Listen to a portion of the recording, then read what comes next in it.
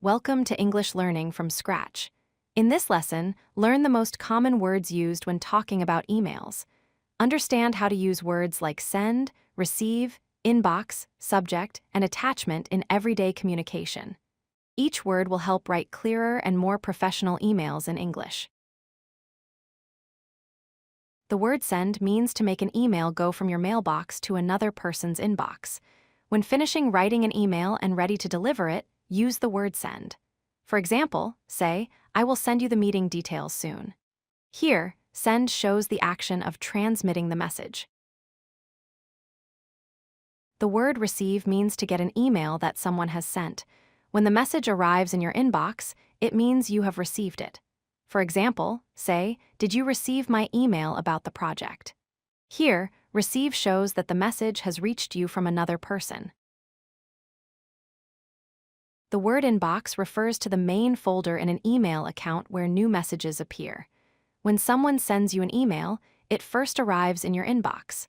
For example, say, "I have 50 new messages in my inbox today."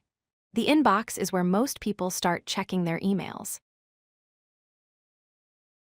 The word subject means the line that tells what your email is about. It appears at the top of the message.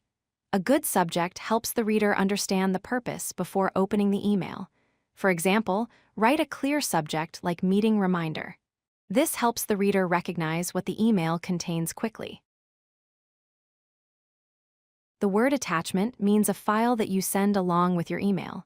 It can be a document, a picture, or a PDF file. The attachment travels with the message so the other person can open or download it.